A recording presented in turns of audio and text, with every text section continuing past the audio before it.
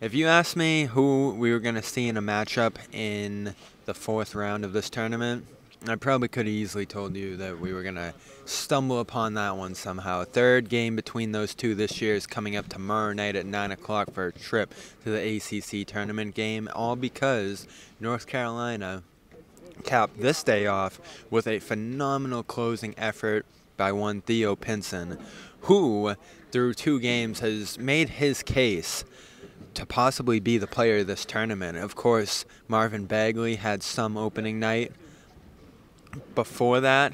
In fact, now that him and Pinson are going to be facing off, Pinson was asked to compare himself to him. It was some kind of press conference, but that was one of many gem questions that North Carolina faced. Pinson said he's a righty, Bagley's a lefty.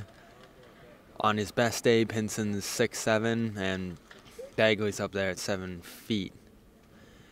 Not much in common, but those two are going to face off on this court tomorrow, both boasting double-doubles in that first round. And Pinson, they needed every bit of production that he gave them today against Miami. Of course, Miami went up 14-0 in this game.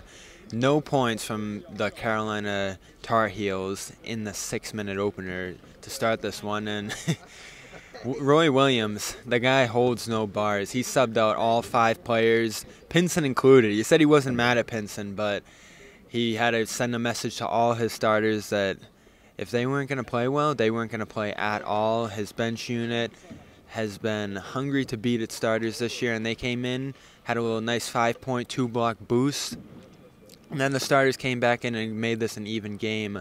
Throughout a brunt of this game, Miami and UNC were chasing each other up the floor, no control whatsoever, crazy finishes at the basket, crazy non-finishes at the basket, and that just kept going and going and going. These two were 2-3 points a game all the way through until Pinson took this over with 6 of 7 shooting, 6 shots in a row, including 2 threes, plus a key feed to Joel Berry that finally gave them a little cushion above 3 points, and they would hold a commanding lead in the final moments and turn this into a blowout the way Pinson played in the final minutes. Kenny Williams, who was not on the podium, was still phenomenal in this game. Ran out for 2 fast breaks after Pinson dove on a ball and dished another pass to him in transition to get him a bucket on the run. Another key play from Williams, chasing down Jaquan Newton, who in his own right hit 4 of his last 6 shots for Miami, helping them keep pace through the second half. And Jim Larinaga said this game sped up to a point where his young team's mind was not able to make the decisions in the open court that they needed to win. And North Carolina was able to make those plays. Open court plays were where they won this game. On Pinson in particular, he talked about how the ball is always going to be in his hands, so he needs to make an aggressive decision, whether to feed it to someone else, get his own, and he got his own for most of this one. So they're going to meet up with Duke one more time.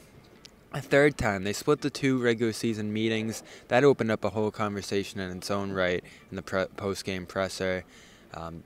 Asked to compare the recruiting styles of these 2 teams, as Duke likely flushes through another round of one-and-dones. UNC's group a little more seasoned coming into their matchup tomorrow.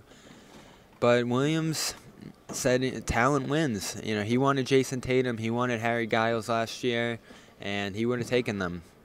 Even though he's old school, he likes encouraging a relationship like he's developed with Pinson, and he was pouring praise on Pinson throughout this post-game presser.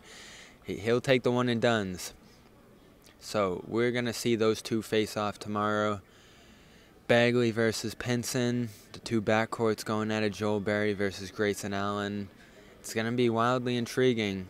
Roy Williams likes where his defense is at, and Duke's defense is definitely in a very special place. Coach K reaffirmed that earlier. The zone has worked well for them.